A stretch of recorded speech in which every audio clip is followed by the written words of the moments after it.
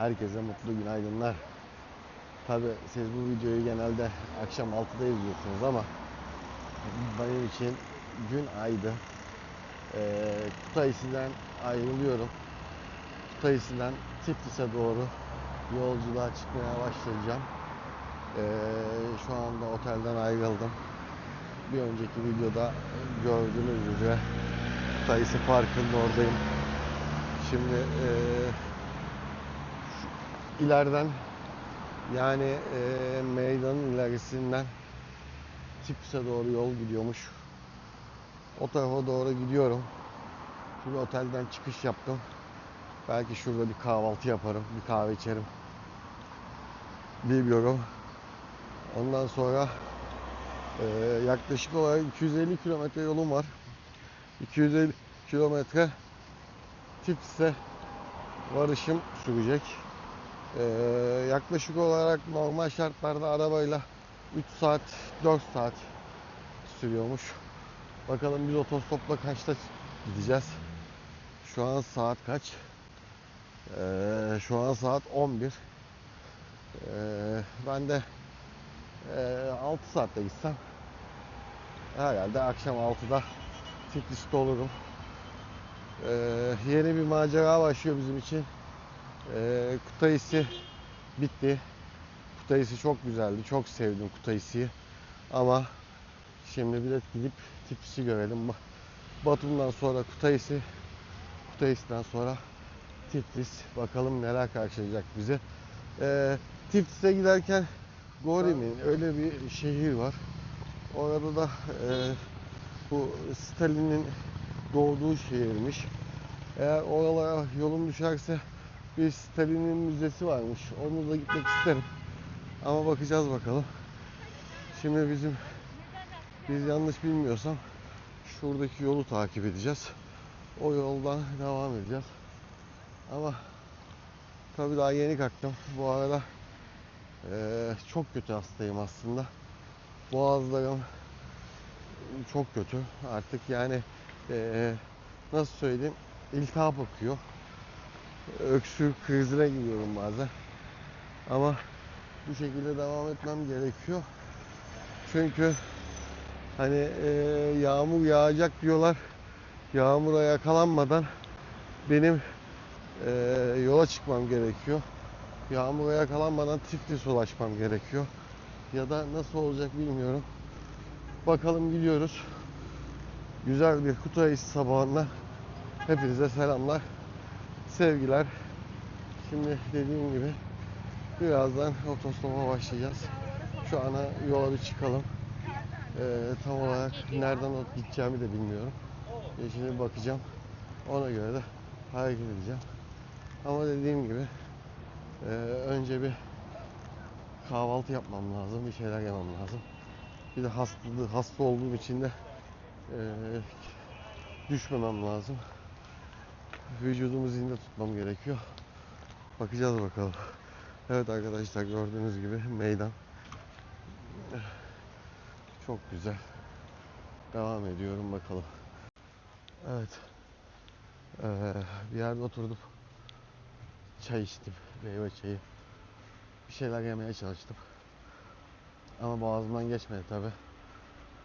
Bu arada o söylediğim yoldan Tiflis'e gidemiyorum. Neden gidemiyorum? Orası tek yön. Sadece geliş istikametiymiş. Birkaç kişiye sordum. Herkes bana otobüsle git falan dedi ama ben tabi macerama devam etmek için otobüs tercih etmeyeceğim. Şimdi geçenlerde az ileride bir sahibinin Türk olduğu bir işletme bulduydum. Oraya doğru gidiyorum. Oradan bir Türk arkadaşla bir görüşeyim, bir konuşayım. Daha rahat nasıl giderim, onun detayını alayım. Ona göre de hareket edeceğim. Hava kararmaya başladı. Hani bulutlar kötü geliyor. Yağmur başlamadan da yola çıkmak istiyorum. Zaten hastayım. Daha fazla hasta olmak istemiyorum.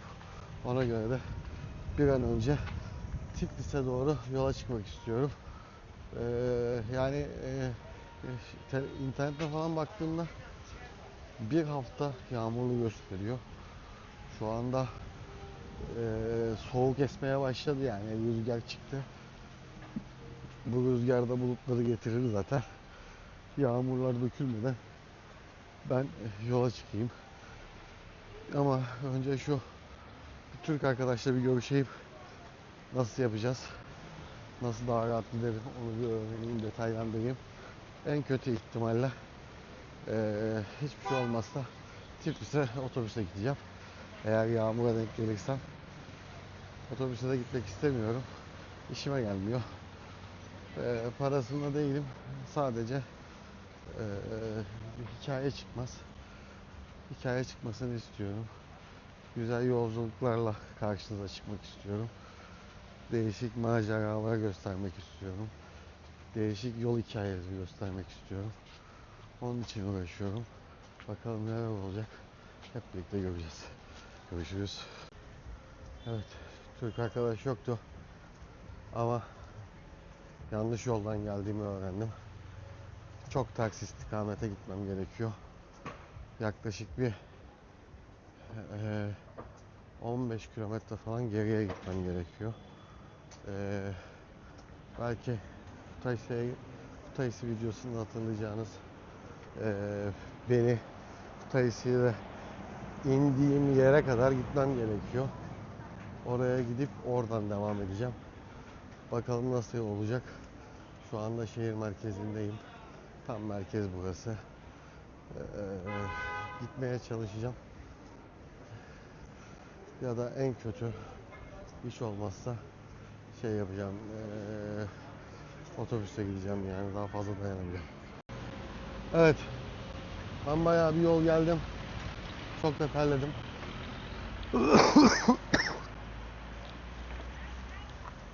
Ay. Şimdi burada bu yol otobana doğru gidiyor. Otobana doğru ben otostop macerama bu noktada başlayacağım. Şöyle göstereyim. Buradan gelenler yok. Hadi bakalım.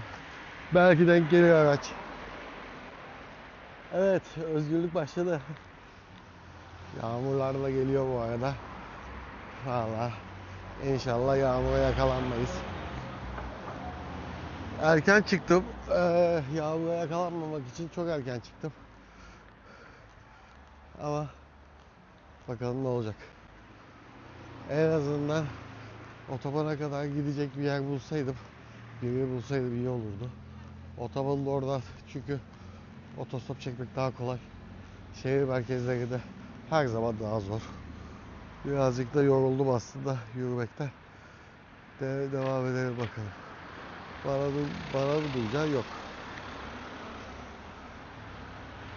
Evet, olmuyor. Burada olmuyor. Biz devam edeceğiz. Ben de öyle bir şans var ki, biraz ama kamerayı kapatsam birisi duruyor. Bir de öyle mi yapsam acaba? Şansı denesem mi, totem mi yapsam bilemedim. Ondan sonra da araç içerisinde tekrar açıyorum kamerayı. Tabi bu sefer de hani videolarda güzel görüntü oluşmuyor. Ben hoşuma gitmedi. Bir de böyle denemeye çalışıyorum.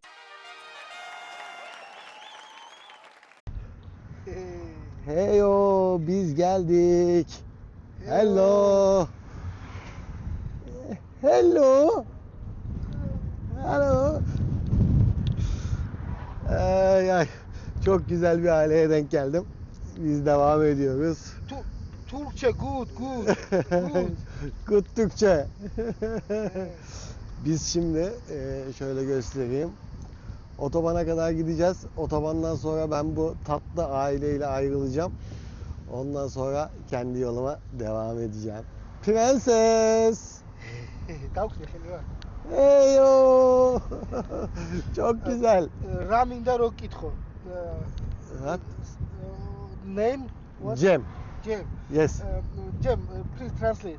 Okay, I translate. Wait. თუბიდან ტრაპიზონში რო წავიდეთ, იქ ელექტრომანქანების დამტენი შეგვხვდება სადმე? Batum'dan Trabzon'a giderseniz mutlaka bir yerde elektrik araç şarj cihazı bulursunuz. Yeah, sure. ანუ Wait.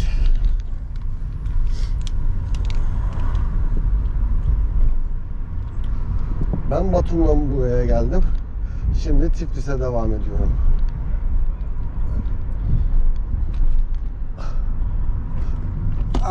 არა, ნახე. ეს მანქანა არის ელექტრო Ya. და თურქეთში ტრაპიზონში რო წავიდე, გზაზე ელექტრო დამტენები დამხვდება? არის? Ya.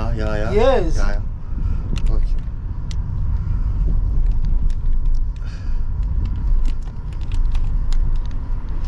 Yes? Türkiye'de de artık elektrikli araçlar olduğu için birçok noktada şarj noktası var.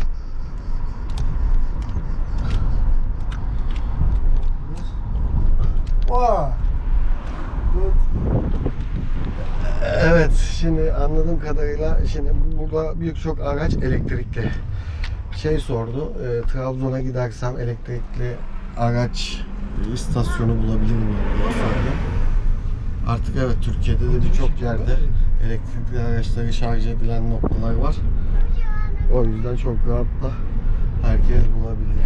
Türkiye'yi merak edenler için söylüyorum tabii. İzleyicilerimizin çoğu zaten Türkiye'de yaşadıkları için biliyorlar bu konuyu. Ama olur da yurt dışından izleyen olursa bu konuda bilgilendirmek istedim. Evet, biz yola devam ediyoruz. Tekrar görüşürüz. Evet, bu güzel aileden ayrılıyoruz. Bye bye. Bye bye. Bye. Teşekkürler. Evet, şimdi biz otobana geldik. Buradan otobana ineceğiz. Otobandan sonra Tiflis'e doğru gideceğiz. Tam istediğim noktaya geldim aslında. Hani bu noktaya gelmek istiyordum. Çünkü bu noktadan sonra Tiflis'e daha rahat araç bulurum. Başlarda motivasyonum çok düşmüştü. Şehir içinde pek duran olmamıştı. Çok tatlı bir aileye denk geldim. Çok güzel bir prensesimiz vardı. Şimdi ben yola devam. Kendime bir de enerji çikolatası hediye ettim. Enerjim yükseldi. Çok mutlu oldum. Az ileride otobana bağlanacağız. Ondan sonra çok rahat otostop çekmeye devam edebileceğiz. Görüşürüz. Otoban yoluna bağlandık. Otostop çekmeye de başladık. Hadi bakalım, bol şans. Evet, yine bir tır yolculuğundan araba. Şimdi Kutaisi'den çıktık. Otobana kadar geldik. Takıcı bir arkadaş sağ olsun. Hobaisi'ye kadar gideceğiz. Hobaisi'de şöyle bakayım, Aşuri'ye kadar gideceğiz. Yani şöyle göstermem gerekirse biz şu an buradayız. Aşuri'ye kadar devam ediyoruz. Hello. What's your name? What's your name? Как тебя зовут? Сергей, Sergey. Sergey, where are you from? я не знаю где. Ve nerelisin? Не знаю. Русский. Русский? Да, О. если знаешь. Okey. Sergey ile birlikte yola devam. Sergey, thank you. Evet arkadaşlar, devam edeceğiz. Şimdi tekrar bakayım. Aşure'ye kadar gidiyoruz. Aşure, şöyle baktığım zaman yaklaşık 89 kilometre bir saat yol Serge ile birlikte devam ediyoruz. Rioni Nehri, Kutais'te anlattığım nehir. Hatta videolarını çekmiştim. Nehir buraya kadar devam ediyor. Kışın çok fazla yoğun bir nehirmiş. Güzel. Biz şimdi bir saat devam. Ben de bu arada belki hazır tırdayken video editlerim.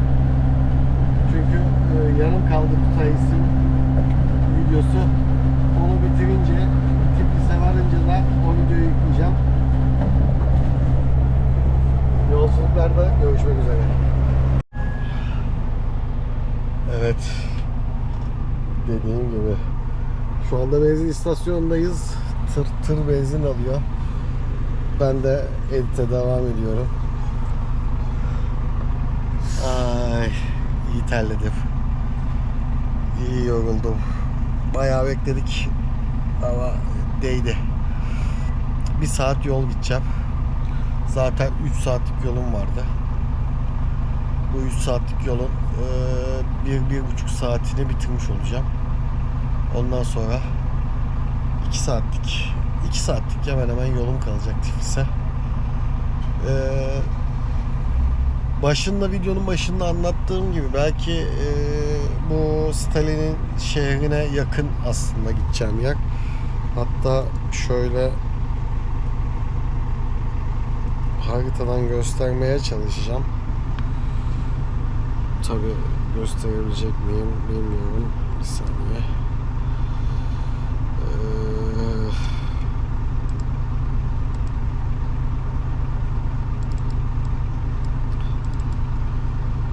Şimdi şöyle yaparsak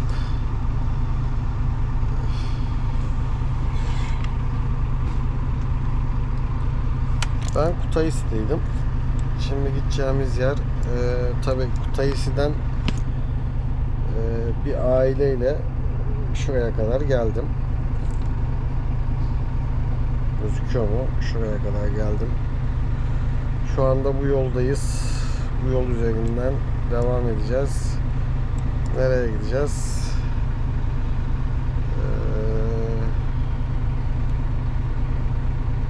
Anadolu'ya mı gidecektik? Nereye gidecektik biz?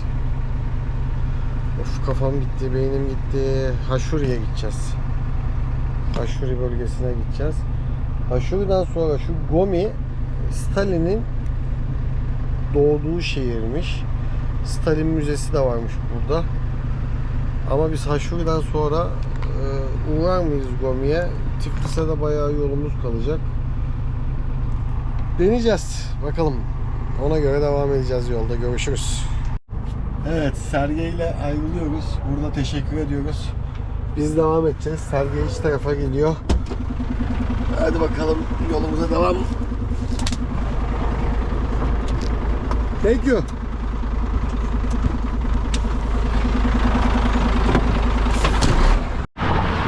Evet. Serge'den ayrıldık. Çok güzel bir noktada ayrılmışız. Şimdi şöyle göstereyim. İleride anladığım kadarıyla park var. Hani dinlenme tesisi ve 2 tane Trabzon plakalı araba geçti. İlk Trabzon plakalı araba parka dedi.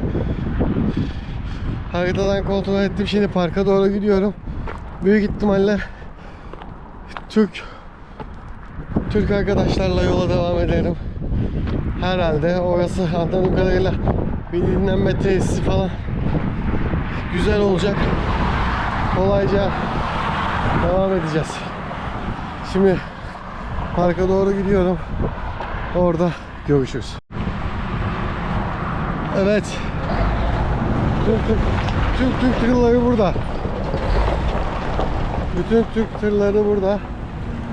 Bakalım bunlar şimdi burada taco için mola mı verdiler? Devam mı edecekler? Bak şimdi Hatay plaka geldi. Bir bakalım. Şey yapalım.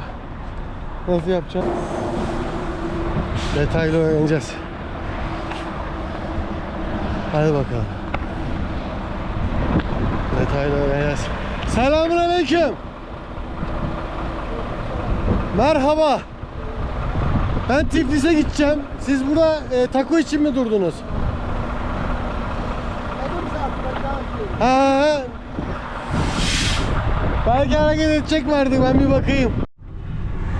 Evet, yağmur başlamıştı. Tam da yağmur başlamışken tır parkından çıktık. Hello, what's your name? Merhaba, merhaba. Merhaba. Türkçe biliyor?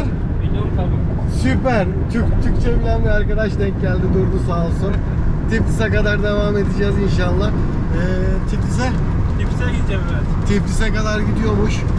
Biz de Tiflis'e kadar yolumuza devam edeceğiz. Çok iyi denk geldi. Yağmur başlamıştı, ıslanıyorduk. Çok iyi denk geldi, süper oldu.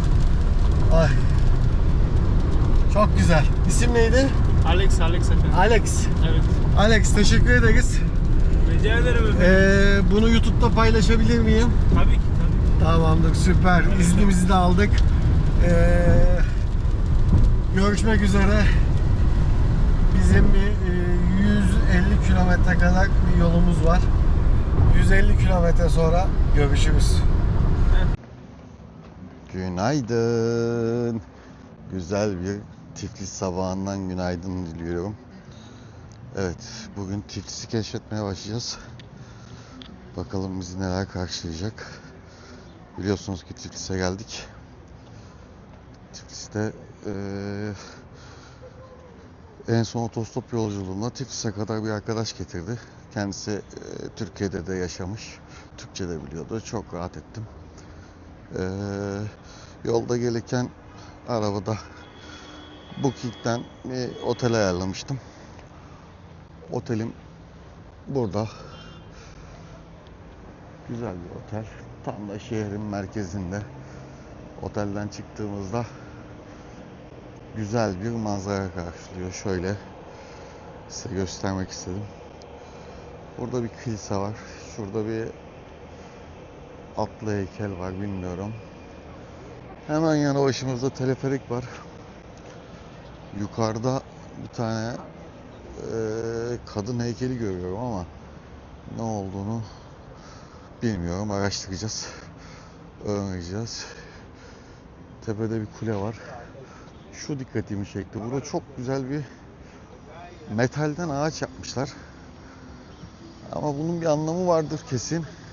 Bunun anlamını öğrenmek lazım. Tam olarak bilmiyorum. Şöyle göstermek istedim size. Ben çok beğendim. Çok hoşuma gitti. İlginç. Şöyle göstereyim tekrardan da. Umarım sizler de beğenirsiniz. Ben çok sevdim. Güzel yapmışlar. Burada kilitler var, kapılar var. Bir şeyleri var ama tam olarak da ne olduğunu anlamış değilim. Bakıyorum. Ama çok güzel olmuş. Ben çok beğendim. Evet, bugün ne yapalım? Önce şuradaki en yakın bu kilise mi nedir bilmiyorum. Oraya bir gidelim, bir bakalım çünkü gördüğüm kadarıyla insanlar orada bayağı bir kalabalık. Bir şeyler, videolar çekiyorlar, fotoğraflar çekiyorlar. Şöyle gidip bakalım. Burası Tiflis'in merkezi. Tiflis biliyorsunuz ki Gürcistan'ın başkenti. Şimdi burada da tüm turistler burada, bu noktada, buralarda. Biraz şöyle araştırma yaptığım için konuşuyorum. Az ileride sülfür hamamları var. Onlara bakacağız. Kaleler var. Kalelere bakacağız. Çok fazla şarap yerleri var. Burası şaraplarıyla ünlü. Onlara falan bakacağız, kontrol edeceğiz. Şöyle yukarıya doğru çıkalım, devam edelim. Bakalım nelerle karşılaşacağız. Şu anda zaten belki görüyorsunuzdur, tüm turistler buralarda dolanıyorlar. Şöyle göstermek istedim. Şimdi şöyle gidiyoruz yukarıya doğru. Bir bakalım nelerle karşılaşacağız. Yukarıda görüşürüz. Nasıl anlatayım? Şurada başlamıştım. Şurası benim otelim demiştim. Şöyle geldik. Burası Miteki Kilisesi'ymiş. Gelirken de biraz Google'ladım. En eski kiliseymiş. Hatta ne yazıyordu? Bir daha açayım da okuyayım ben size. Yazılanları şeyde yaparız. Kuruluş dönemine uzanıyormuş bu kilise. En eski yapılardan biriymiş. Şurada bir de heykel var. Onu da göstereceğim. Şurada. Geçen sefer ben biliyorum. Şapkayı o yüzden çıkarttım.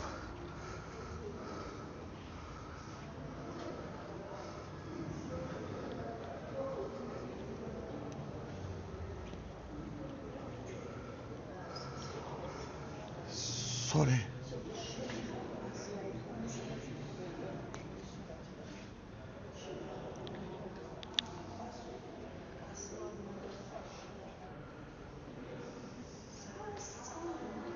Sorry. This okay? Okay.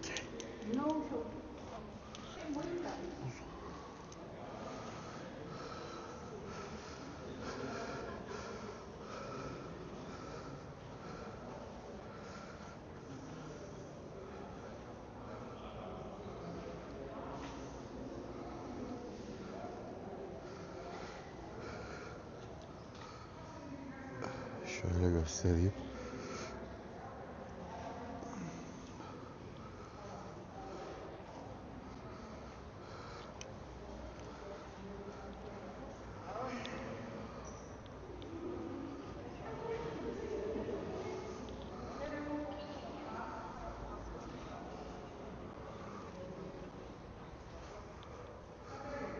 Tabii çok tablolar var ama tabii bizim kültürümüzde olmadığı için kim kimdir, kim nedir bilmiyoruz. Bunların her birinin bir anlamı vardır tabii ki illaki. Ama hiçbirimiz bilmiyoruz neyin ne olduğunu. Yine burada bir taht var. Geçen kilisede de vardı.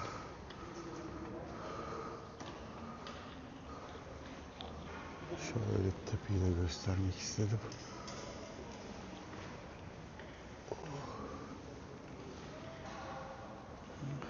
Çıkalım.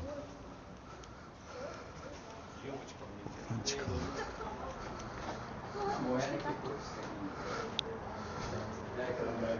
Şuradan da göstereyim.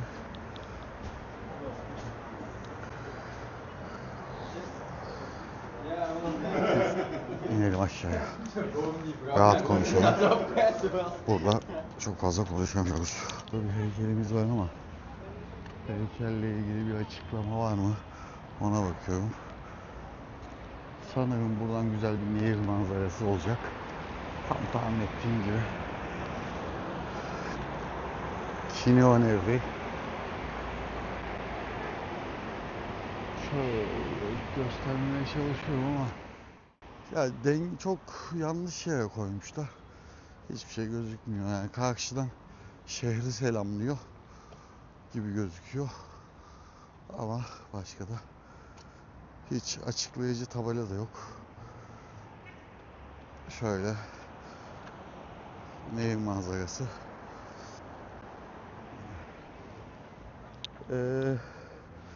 Sevgili editörüm Hakan bana mesaj atmış dün. Onu okuyayım. Ondan birkaç anekdot paylaşmış benimle. Editörümüz diyor ki Gürcistan diyor dünyanın en eski şarap ülkesiymiş. 8000 yıllık şarap tarihi varmış.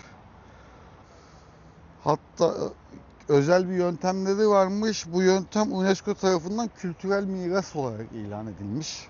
Gürcistan kültüründe şarap sadece bir içecek değil, aile, dostluk ve kutlamaların kalbiymiş. Başka da videolar için birkaç tavsiyede bulunmuş. Onlar bende. Sevgili Hakan'a teşekkür ederiz. Bundan sonraki süreçte videolarımızı Hakan kardeşimiz editleyerek yükleyecek. Bakalım benim gördüğümü, benim çektiğimi kendisi sizler için farklı yorumlayacak. Nasıl bir şey çıkacak ortaya hep birlikte göreceğiz. Ama şurası çok hoşuma gitti. Yani burası da yani bir aslında kale gibi yapılmış. Zamanın kalesi herhalde. Bakacağız. Şimdi gidelim sülfür hamamlarına doğru. Neden oraya gitmek istiyorum? Çünkü yeni kalktım ve sülfür hamamlarının orada bir tane araştırırken Türk lokantası buldum. Gidelim bir kahvaltı yapalım hem de sülfür hamamlarını gezmiş oluruz. Bir bakalım nasıl göreceğiz. Yani hatta şimdi giderken bu hep şarap dedik. Şarap kültüründen Gürcistan'ın şarap kültürünün fazla olduğunu söyledik. Şimdi her taraf zaten şarap evi. Onu da göstermeye çalışacağım size. Şöyle baktığımız zaman şöyle her taraf şarap evi.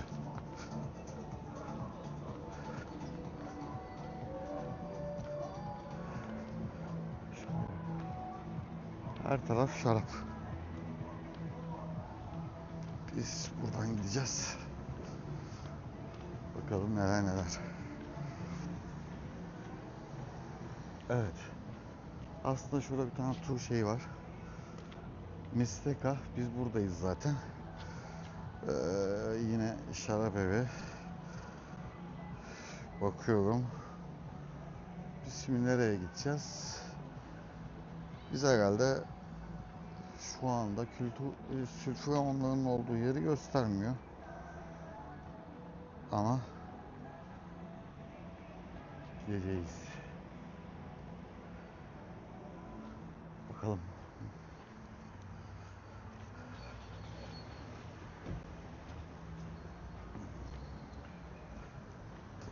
Videosunu izlediyseniz eğer, izlemediyseniz de şuralarda bir yerde olacak. Kutaisi'yi ben çok sevmiştim. Çok güzeldi. Yeşili, tarihi, doğası, her şeyi çok sağlamdı. Bakalım Tiflis için aynı şeyleri düşünebilecek miyiz? Aynı şeyleri konuşabilecek miyiz? Birazcık Tiflis'i gezelim. Ama şey yaptığım zaman gördüğüm şekilde çok fazla böyle 2 katlı tur otobüsleri var. Burası başkent olduğu için çok fazla turist akın ediyor. Her yerde turist görüyorum. Hatta şurada tam karşıda bir tane turist kafilesi var. Turist kafilesini nereden anlıyoruz? En başta bayrak tutan bir tane kişi elinde bayrak sallayarak arkasında ordu gidiyorsa kesin onlar bir turist kafilesi. Evet, burada da bir şey var ama millet fotoğraf çekiyordu, ben kaçırdım. Ne olduğunu çözmeye çalışıyorum. Bakalım. Pek de bir şey gözükmüyor ya da siz görüyorsunuz. Duvardan dolayı ben göremiyorum. Evet. Kahvaltımız geldi. Türk kahvaltısı.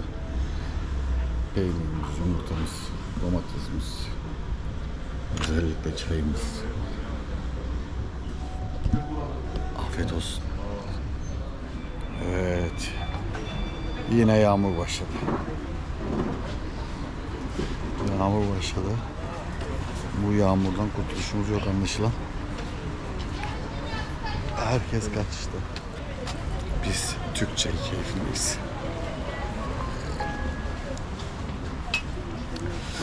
Yani kafile geçiyor. Herkes şemsiyelerin altına kaçtı. Yağmur altından herkes yağmurdan kaçan. Yapacak bir şey yok. Görüşürüz. Bu kafile Türk kafilesiymiş. Şöyle yapayım çaktırmadan.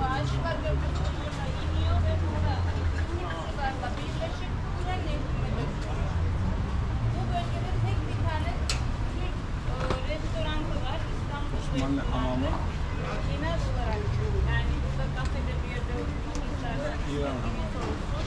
Karşıdaki park, lider Aliyev'in parkı. Aliyev'in babası. Lider Aliyev'in adıyla bir park. Azeri konsolosluğunda bulunuyor. Bilgilendirme alıyoruz. Türk rehberden şanslı sayılır.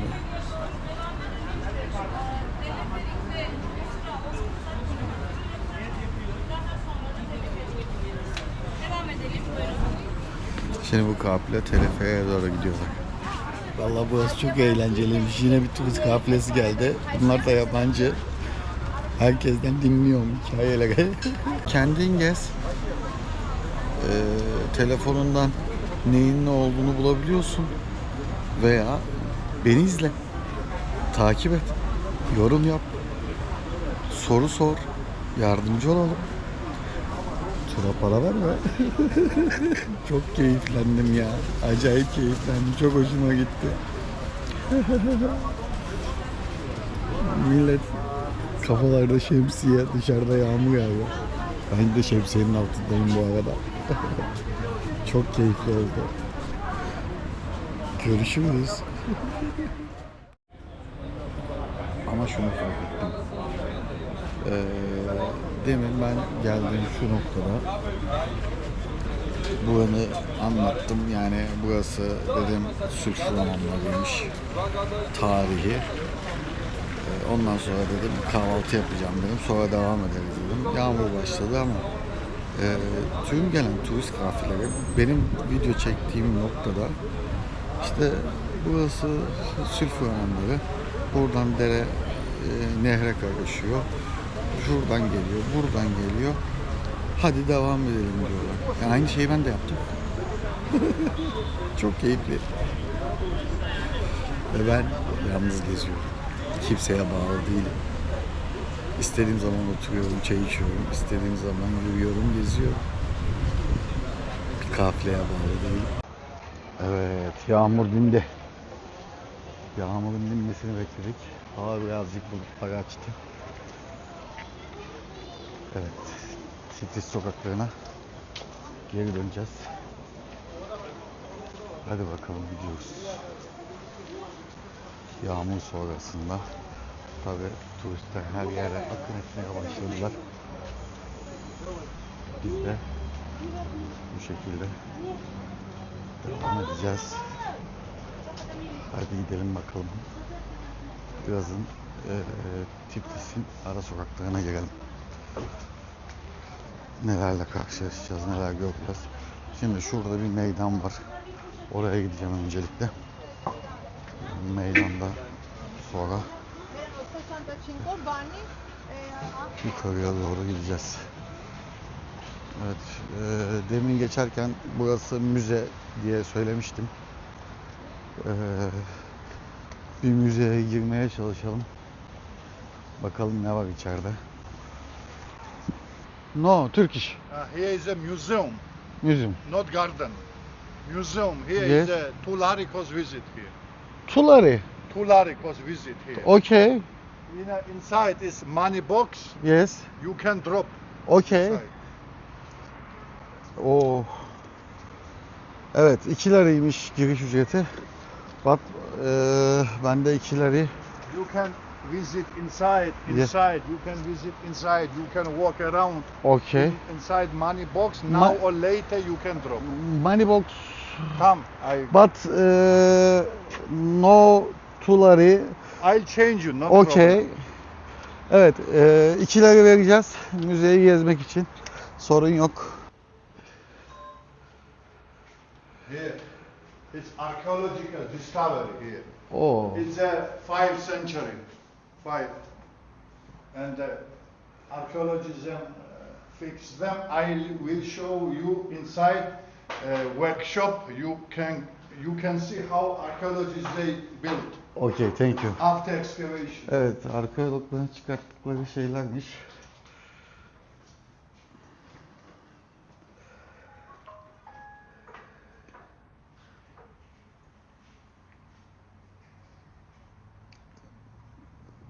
Kazılarda çıkan.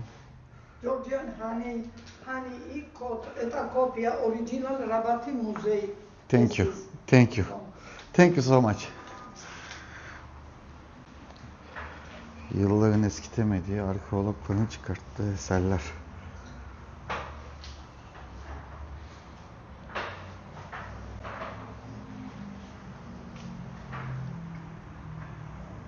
Kültürel miras bunların hepsi. Yani hepsi kültürel birer miras. Yıllar önce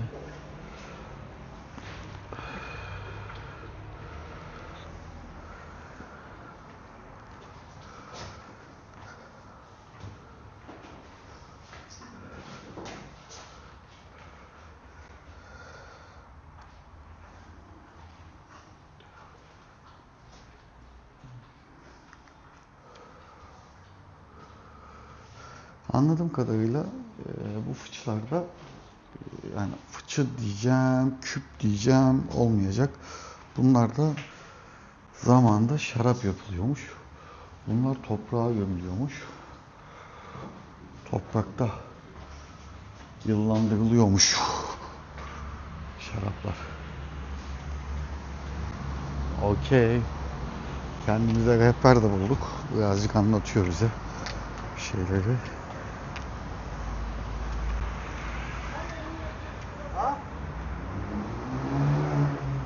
Here, you can Okey. go and left and below see Roman bath is Okay. archaeology. Buradan girecekmişiz, sola dönecekmişiz. Evet, karanlık bir yere geldik. Işık yok. Niye yok? Şöyle yaparsak ışık yapabilir miyiz?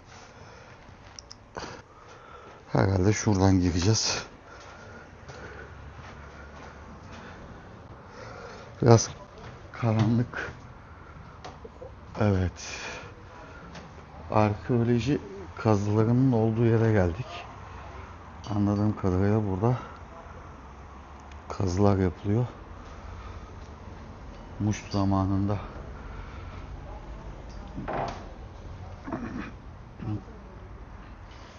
şurada bir tane yer var.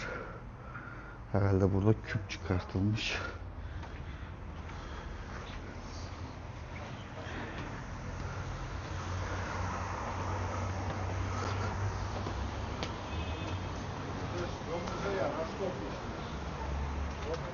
This is çıkalım. Это городская стена была.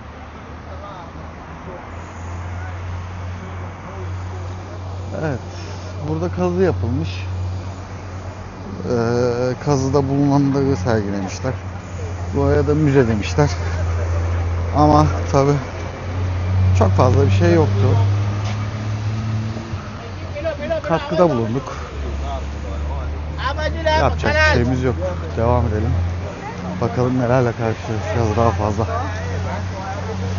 Dediğim gibi burada fazla bir şey yoktu. Şu ileride meydan var. Meydana doğru gidelim. Bir bakalım. Belki tur arabaları var. Şehirde dolaşan. Onlara bineriz.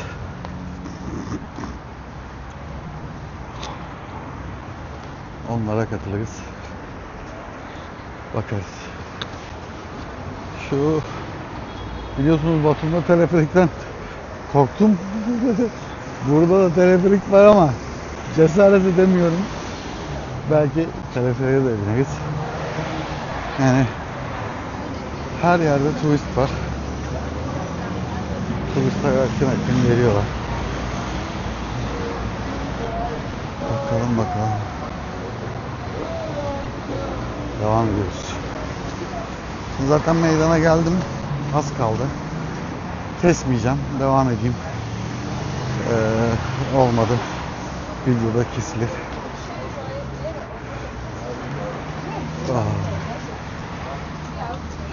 Şarjla az kaldı. Bataryayı değiştirmem lazım.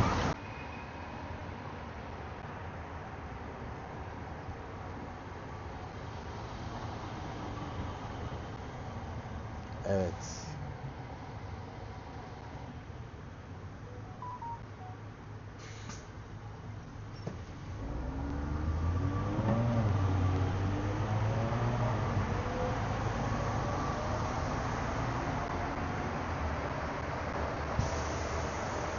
Yanımızdan toplu taşıma aracı da geçiyor.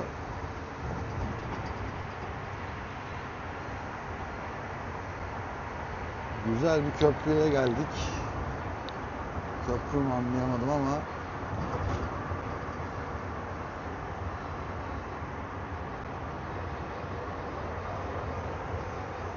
bir viyadükmüş.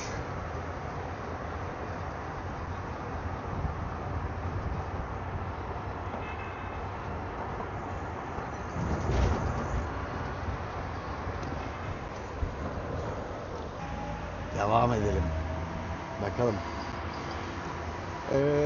Arkadaş yani sürücü arkadaş önemli yerlerde duruyor. Ve yani burada video çek diyor. Bir şeyler yap diyor. Burası güzel bir nokta diyor. Yani buraya gelen bütün turistlerin uğradığı noktalar herhalde. Biz bu şekilde devam ediyoruz. Ne oldu? Arabayı bırakmış orada.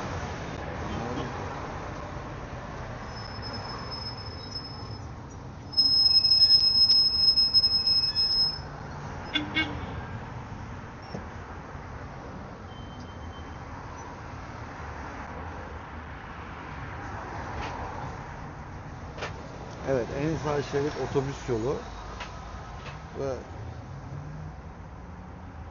burada mesela biz sağ şeride girmiyor arabalar. Tekrar güzel bir manzara. Dediğim gibi şurada gözüküyor mu bilmiyorum, bir kule var.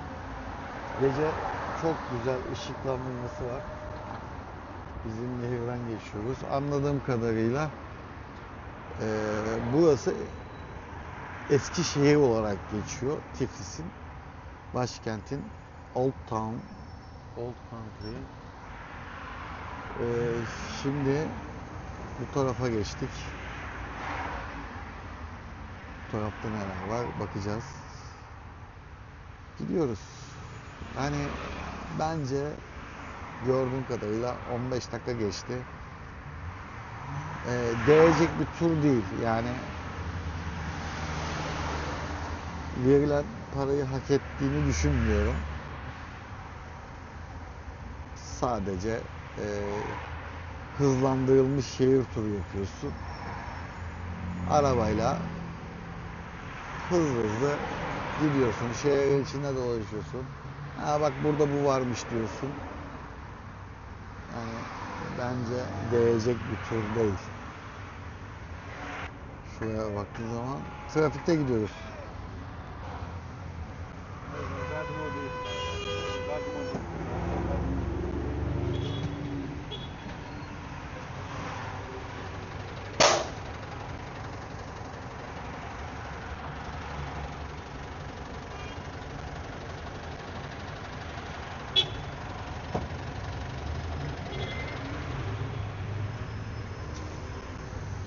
Evet, Gürcistan'da bir Türk markası daha.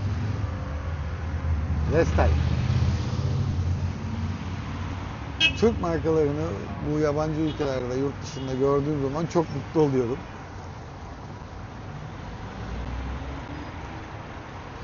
Yani reklam değil, sadece mutlu oluyorum.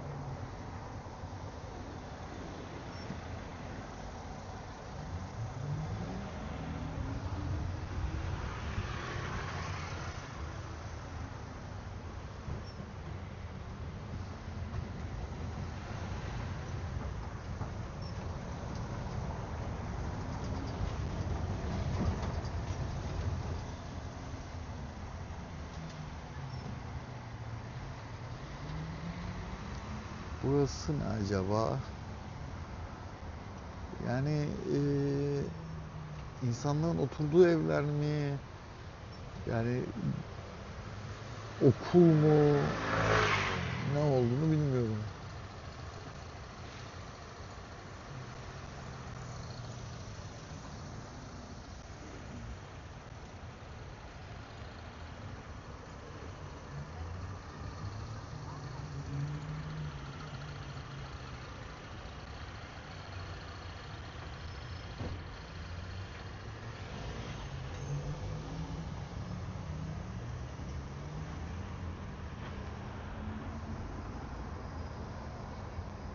Ha bak mesela burada tabela var. Otelmiş burası.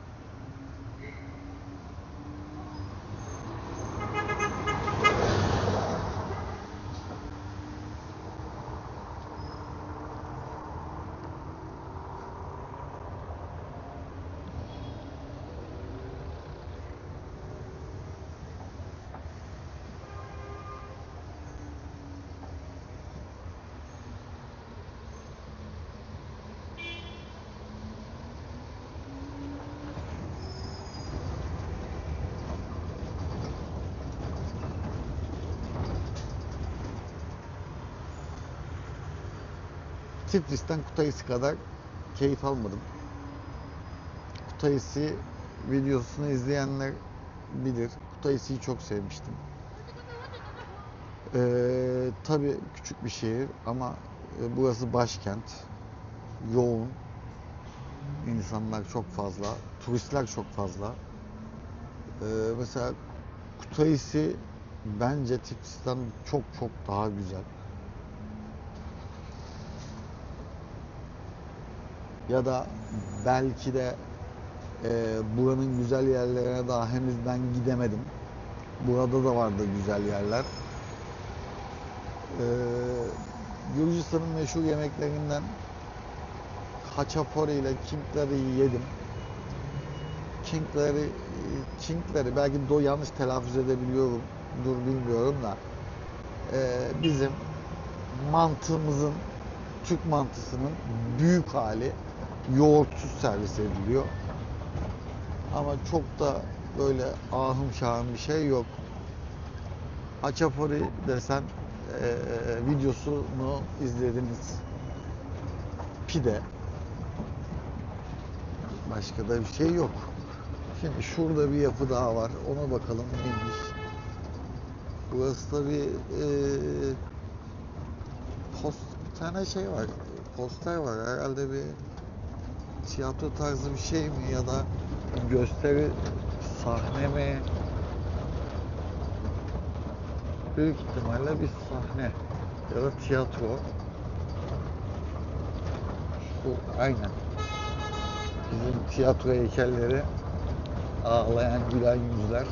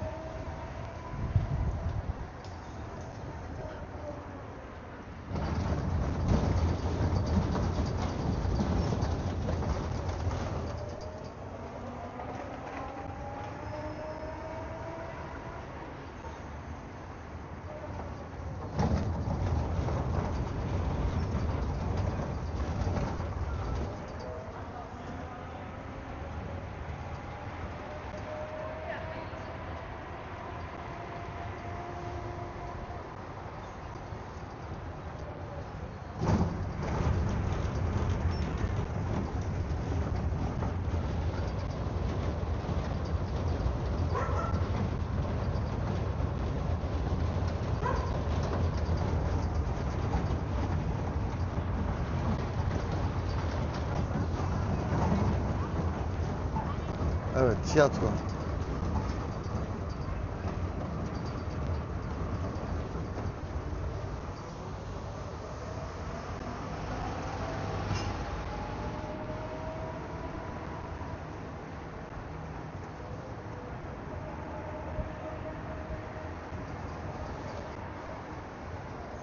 Evet. Bir meydana daha geldik.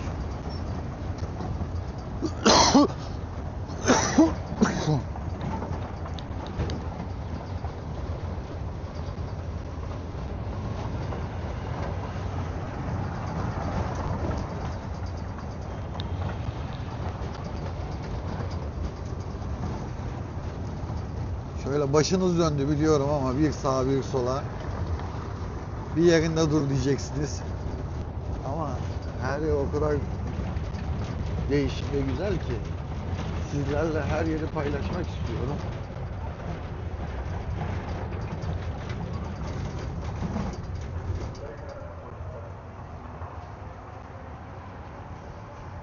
Alman bayrağı var. Almanya konsolosluğu olabilir.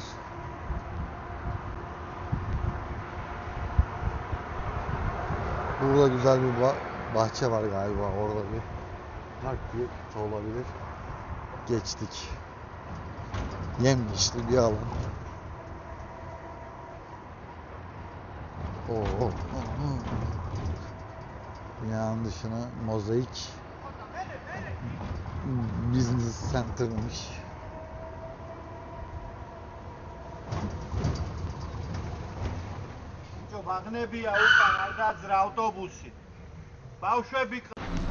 Evet, bahsettiğim gibi Gürcistan şarap şehriymiş. Şimdi bir tane şarap dükkanından izin istedim. İçeride video çekebilir miyim dedim. İzin aldım. Şöyle göstereyim, yani gördüğüm kadarıyla çeşit çeşit şarap var.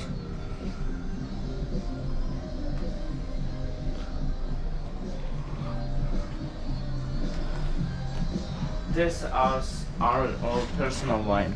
In wine. Evet. It's for personal wine. Okay.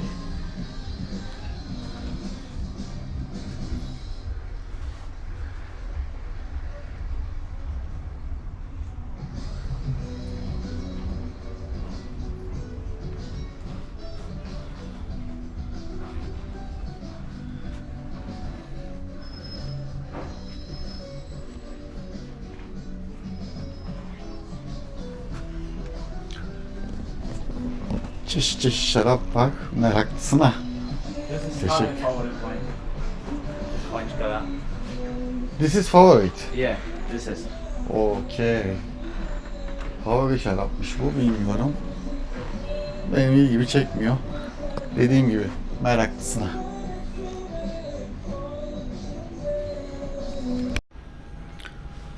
Merhaba. Gürcistan'dayız. Burası dünyanın en eski şarap ülkesi.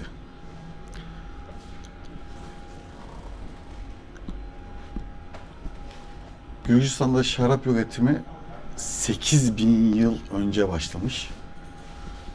Toprağa gömülen dev kil küpler ile üzüm suyu fermente ediliyormuş.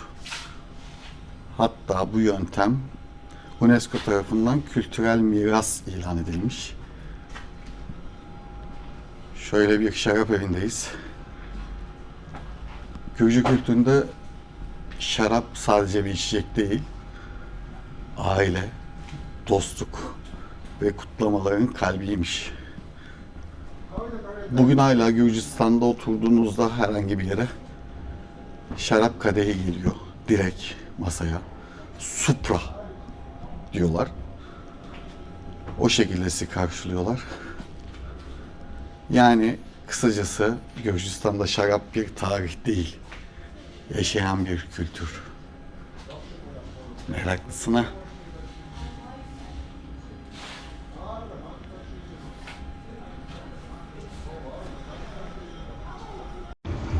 Evet, çok güzel bir park daha buldum. Burayı da göstermek istedim. Şöyle bakarsanız insanlar zaten oturmuşlar. Güzel bir alan. Burada yine bir heykelimiz var.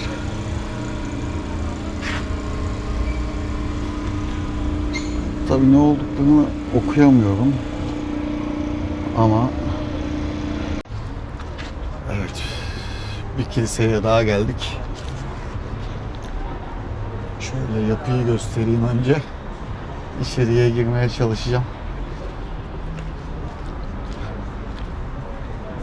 Demin şurada masalarda bir kutlama yapıyorlardı. Büyük ihtimalle bu kilisede bir hayatlarını birleştiren, evlenen bir çift var. Demin orada bir kutlama vardı çünkü. Göstermeye çalışıyorum. Bakacağım. Şöyle bir yürürsen. Şöyle bir bakalım. This is... Yani kıyafet kuralı var ama bendeki şort değil. Bu şort mu? Yani şöyle söyleyeyim, bende uzun şort var. This is normal or değil. This okay? Okay. Teşekkürler. This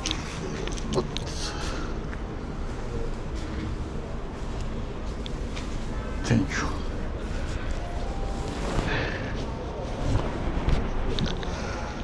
Evet, etek giydik. Thank you so much.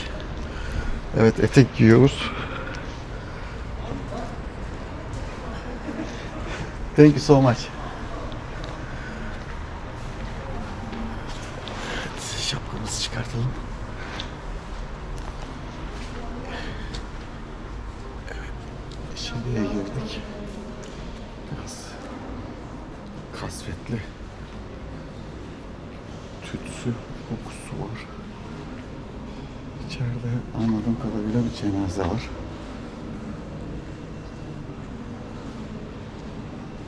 Orada bir cenazeye denk geldik. Yani ne demek ki, Allah rahmet eylesin. Yani çok karanlık, bir şey gözükmüyor. Yapı gayet güzel. Ama dediğim gibi cenaze var, bir şey diyemiyorum. O yüzden çıkmak lazım.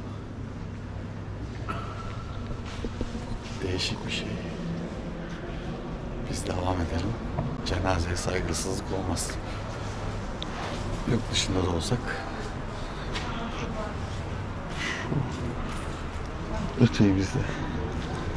Eteğimizi de çıkartalım.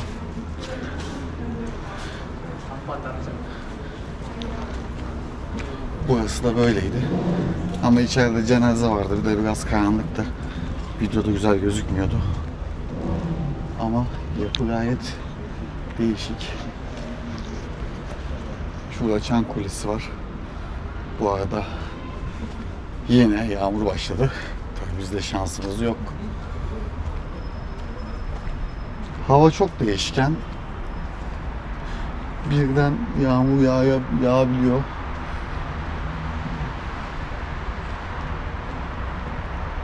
Birden hava açıyor, birden kapatıyor. Değişik. Bakalım. Yapıyı göstermeye çalışıyorum. Burada da bir haç var. İşlemeli, oymalı. Şöyle göstermeye çalışayım sizlere. Değişik. Devam edelim.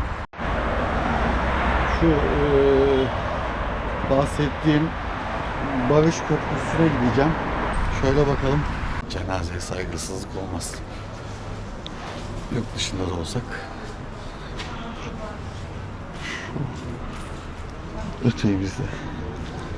Eteğimizi de çıkartalım.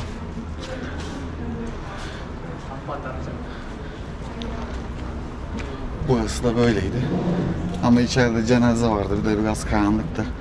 Videoda güzel gözükmüyordu. Ama yapı gayet değişik. Şurada Çan Kulesi var. Bu arada yine yağmur başladı. Tabii bizde şansımız yok. Hava çok değişken. Birden yağmur yağabiliyor.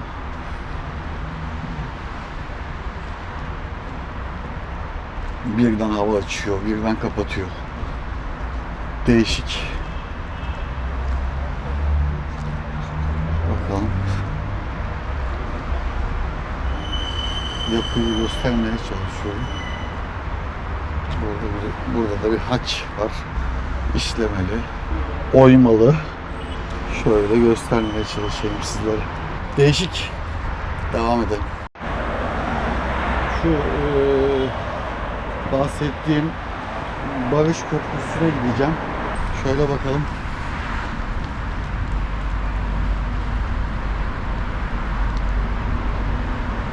Hani bizim Gül Yabani'ye benziyor. Gül Yabani geliyor. Tabii ki yağmur geliyor, yağmur yağıyor. Biz yağmurdan kaçınmamız lazım. Ya da bir yerlere sığınmamız lazım. Evet. Devam edelim. Barış Köprüsü'ne gidelim. Biz geziyoruz.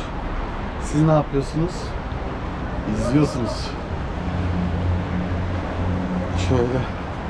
Evet. Yine bir turist kafilesi. Ama biz köprüden geçmek istiyoruz. Devam edelim. Böyle turist kafilesinin peşine takıldık gene. Köprüye çıkıyoruz. Ama tabii ki hareket edemiyoruz. Yoğunluk kafileye denk geldiğimiz için.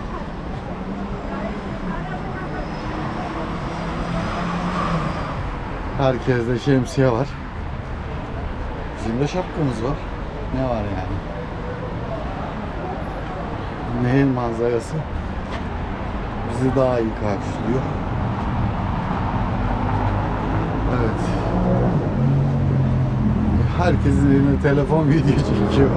Çok güzel görüntüler var. Ben de eğleniyorum bu arada. Şöyle şu arkadaşları geçelim. Onlar oturup duruyorlar, uyumuşlar. Biz de devam edelim. Şöyle nehir manzarasında. Bu arada Barış Köprüsü'nün üstü kapalı. O yüzden iyi oluyor. Yağmurdan korunacağım. Şöyle ben devam etmek istiyorum. Herkes video çekiyor. Çok güzel bir manzara var. Nehir. Nehrin güzel bir görüntüsü var aslında. Nehir'e tekne turu da yapıyorlar.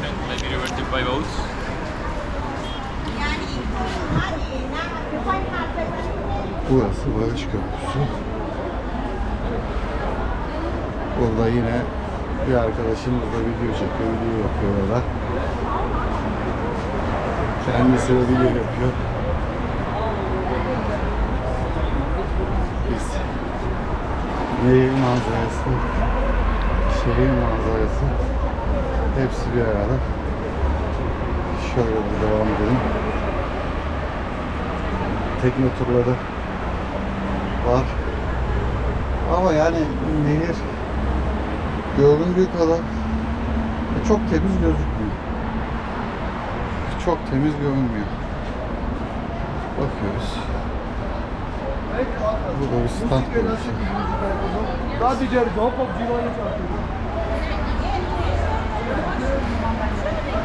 Oo, tavus kuşumuz var.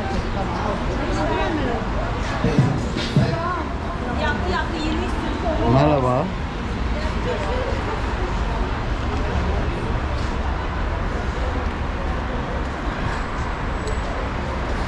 Barış Köprüsü.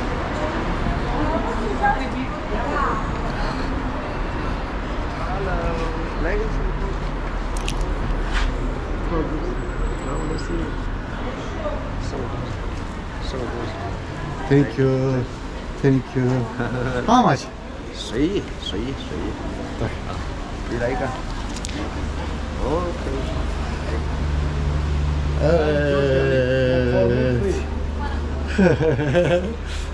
Bir tane monk bileklik verdi. 5 tane verdi böyle. Şey değil.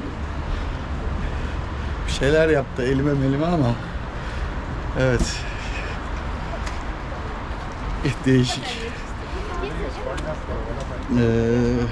Otelim yakın. Şimdi otele gideyim. Bataryalar bitti. Bataryaları dolduralım. Bir de otelimin altında güzel bir kafeterya var. Oradan da bir kahve içeriz. Hem de yağmurun dinmesini bekleriz. Şimdi yine bir parka geldik. Güzel. Parkları severiz. Parkın içinden geçeceğiz. Tabii herkesin elinde şemsiye var. Biz ıslanıyoruz. Batarya da bitmek üzere. %1 kalmış. Kapandı, kapanacak. Burada güzel bir balon var. Şuradan gitsem daha mı yakın olur acaba? Bilmiyorum da şuradan gideceğim. Buraya da bir balon koymuşlar. Neyin ne olduğunu bilmiyorum ama geldiğimden beri görüyorum yani.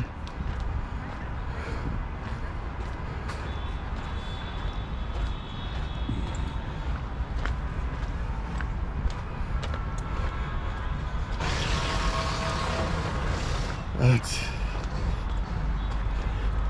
Batarya bitene kadar devam. Batarya bitince de zaten otele gelmiş olacağım. Otelimi görüyorum şu anda. Tam olarak balonun arka tarafında kalıyor.